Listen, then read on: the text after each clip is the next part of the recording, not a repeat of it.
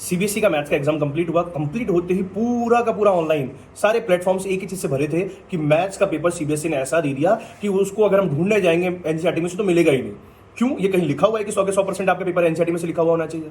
ऊपर से फिर जो ऑनलाइन प्लेटफॉर्म वाले हैं वो इस तरीके से कमेंट कर रहे हैं कि देखो हमने तो हमारे पढ़ाए हुए बच्चे को तो नंबर आ जाएंगे, लेकिन कोई और पढ़ाएगा तो उसके नंबर नहीं आ रहे होंगे, हमारे क्वेश्चन तो कहीं ना कहीं मिल जाएंगे। अरे इस तरह की चीजें नहीं होती है।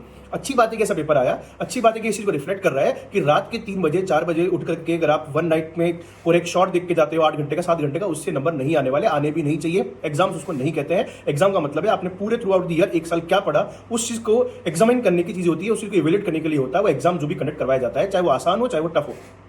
अब ये वाली कोई बात थोड़ी ना होती है अगर आप किसी बच्चे का इंटरव्यू ले रहे हैं और उससे पूछ रहे हैं और वो कमेंट भी कर रहा है कि मैंने तो आपसे लास्ट के 7 दिन में जो पढ़ा है उससे नंबर आ गए, मेरे फुल आउट ऑफ फुल हो गया एग्जाम। ये कोई एग्जाम नहीं है, किसी भी मोड का एग्जाम होना ही नहीं चाहिए। या तो आप एग्जाम का मोड ही बदल दो पूरी तरीके से, या फिर एग्जाम में मतलब अगर आपको सारे बच्चों को सिर्फ ये बोल के ही पास करवाना है कि अगर हमारे सारे सवाल एनसीईआरटी में से आएंगे, एक्सरसाइज 7.1 में से 4 सवाल है तो एक सवाल बोर्ड में फिक्स होगा, ये कोई बात नहीं होती है। पिछले 4 साल में ये सवाल आए हुए हैं उनको करके चले जाओ, पूरे में से पूरे नंबर आ जाएंगे, कोई बात नहीं होती है। मिनिमम पासिंग स्कोर तक की फ्री बात मान सकते हैं कि हर बच्चे की एक लिमिटेशन होती है, हर किसी के पास सेम रिसोर्सेज नहीं होते हैं, तो पासिंग मार्क्स 50-60% तक मान सकते हो।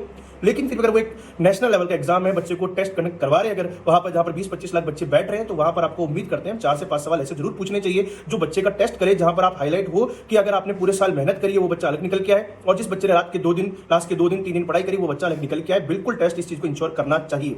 तो ये पेपर एक तरीके से ठीक था। हो सकता है बहुत सारी चीजें प्लस हो सकता है बहुत चीजें माइनस हो, ठीक है, वो सारी बातें अपनी जगह सही है, लेकिन टेस्ट का जो एक एक्चुअल वर्जन है वो सामने आना चाहिए, लोगों को उसको भी बोलना चाहिए कि ये चीज होनी चाहिए। ऐसा नहीं है कि सारे क्वेश्चन एनसीईआरटी में से नहीं आए या आए हैं तो पेपर सही है या तो पेपर गलत है, ये बात गलत है।